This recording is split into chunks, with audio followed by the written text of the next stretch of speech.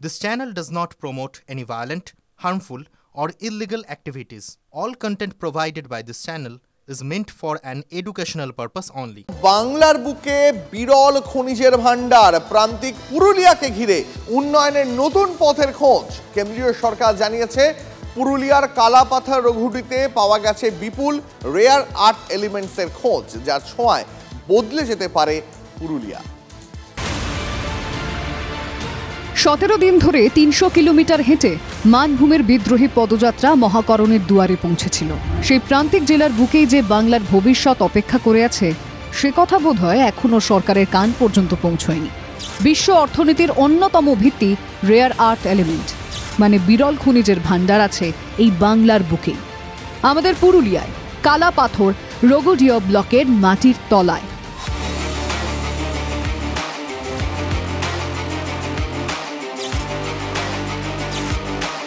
গত অগস্টেই রাজ্যসভায় প্রশ্ন করেছিলেন সাংসদ শ্রমিক ভট্টাচার্য। লিখিত জবাবে কয়লা ও খনিজ মন্ত্রী জি কিষেন রেড্ডি বলেন, পশ্চিমবঙ্গের পুরুলিয়ায় কালাপাথর রঘুডিয়া ব্লকে 6,70,000 টন বিরল খনিজের ভান্ডার মজুত আছে।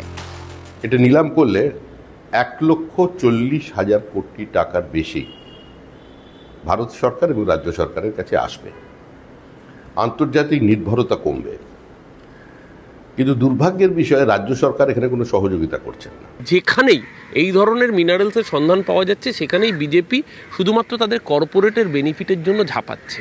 এটা বিজেপির পলিসি হতে পারে। পশ্চিমবঙ্গ সরকার শিল্পবান্ধব পলিসি নিয়ে চলে। মমতা ব্যানার্জির সরকার কাউকে গায়ের জোরে উচ্ছেদের কথা বলে না। মমতা ব্যানার্জির সরকার পুনর্বাসন নীতিতে বিশ্বাস করে।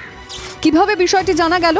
কয়লা ও খনি মন্ত্রকের বক্তব্য, ভারতের বৈদ্যুতিন পুনর্নবীকরণ শিল্প ও প্রতিরক্ষা ক্ষেত্রের চাহিদার কথা মাথায় রেখে সমীক্ষা চালানো হয়েছিল।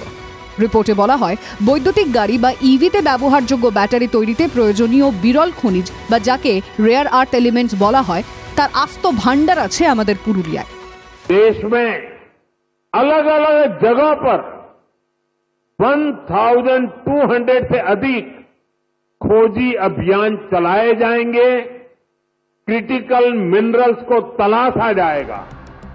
বিরল খনিজের প্রভাবে কিভাবে বদলাতে পারে পুরুলিয়ার চেহারা? কি প্রভাব পড়তে পারে বাংলার অর্থনীতিতে? মাইনিংকে কেন্দ্র করে একটা টাউনশিপ গড়ে ওঠা সম্ভব হয় পুরুলিয়ার মতো প্রত্যন্ত জায়গায়, যেখানে এমনিতে অন্য অনেক কিছু ফসল থেকে শুরু করে ব্যবসা চট করে যেতে চায় না। আমার মনে হয় সেটা শুধু ভারতবর্ষের পক্ষে তো বটেই, পশ্চিমবাংলার জন্য মঙ্গলজনক হবে। যদি উৎপাদনটা শুরু হয় তাহলে রাজ্যেরও কিন্তু একটা বড় লাভ হবে। সুপ্রিম কোর্টের 2024 সালের একটা রুলিং হয়েছে, যে রুলিং অনুযায়ী রাজ্যের পূর্ণ অধিকার আছে রাজ্যের ভিতরে যে কোনো রকম খনিজ পদার্থের উপর কতটা ট্যাক্স হবে তা নির্ধারণ করা। পুরুলিয়া এখনো কেন প্রান্তিক জেলার তকমা বই নিয়ে বেড়াবে? এর উত্তর একমাত্র হতে পারে শিল্প। বিরল খনিজের সন্ধানের সঙ্গে সঙ্গে বাংলার উর্বর জমিতে শিল্পের উজ্জ্বল সম্ভাবনা। Bureau report, TV9 Bangla.